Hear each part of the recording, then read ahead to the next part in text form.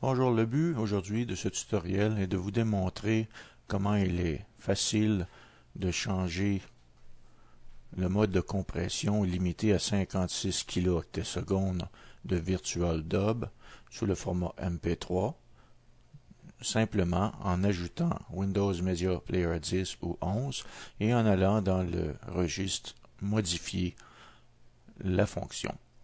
Donc, une fois que Windows Media Player est installé, vous cliquez sur Démarrer, puis sur Exécuter.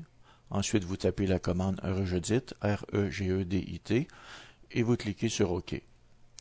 Bon, l'éditeur de registre apparaît. Donc, maintenant, nous allons aller modifier le registre. Sous HKey Local Machine, nous allons aller dans Software. Ensuite, nous recherchons Microsoft.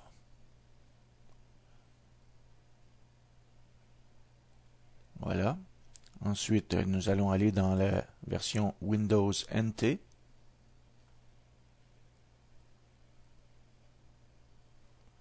Nous ouvrons le sous-répertoire. Nous ouvrons ensuite le sous-répertoire Current Version. Puis, nous allons aller dans le sous-répertoire, encore, Driver System 32. Recherchons le driver 32. Voilà. Maintenant, nous ouvrons le répertoire et nous allons dans la fenêtre de droite. Ce qu'il faut rechercher maintenant est la clé de registre nommée msacm.13acm. Donc, c'est celle-là qui est ici. Nous faisons un double clic sur cette clé. Comme vous voyez, par défaut, les données de la valeur sont C /Windows /System32 13 k de k.acm. Nous allons modifier ça simplement par une nouvelle valeur.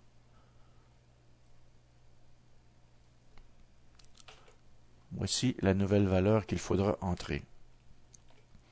C2./Windows /System32 /13 codec p.acm. Ou c'est un L, whatever. Disons que c'est comme ça. Bon, ensuite, tout ce que nous avons à faire maintenant, c'est de refermer le registre. Je vous donnerai par la suite vraiment le code pour la version. Juste un instant, je vais le mettre là, vous allez le voir en gros. Disons que c'est pas très évident avec toutes ces choses-là. Donc, je fais un résumé. Voici l'ancienne valeur qui est C2./Windows /System32 /13 codec.acm et vous la remplacez par la nouvelle valeur C2./Windows /System32 /13 codec.acm. Une fois que c'est fait, nous avons fermé le registre. Maintenant, nous allons lancer Virtual Dub. Voilà. Ce que nous allons faire, nous allons ouvrir notre fichier AVI.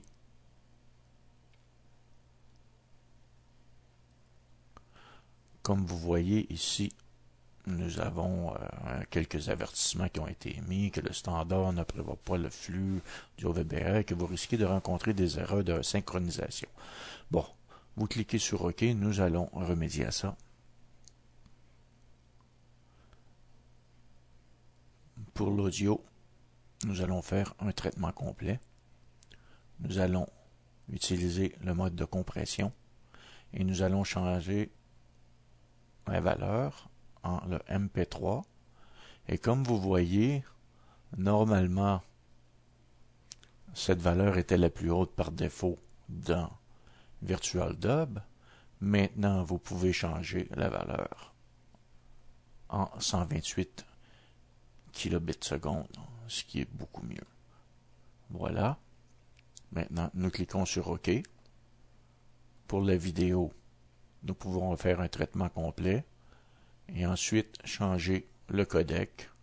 Vous installez le codec Xvid qui est le format standard. Sinon, vous utilisez le codec DivX ou le FF de show. Moi, j'utilise par défaut Xvid MP4 codec. Il n'y a aucune restriction connue. C'est un excellent codec compatible avec tout. Donc, je clique sur OK. Maintenant, je vais sauvegarder mon fichier enregistré en AVI. Puis, je vais renommer.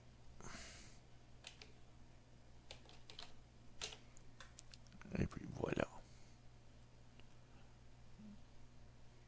VirtualDub est en train de travailler. La taille estimée de environ 14 MB.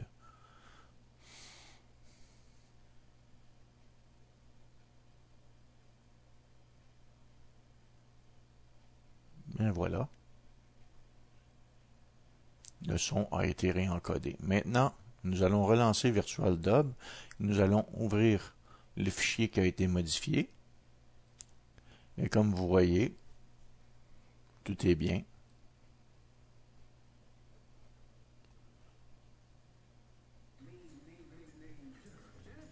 Oui. Tout fonctionne correctement.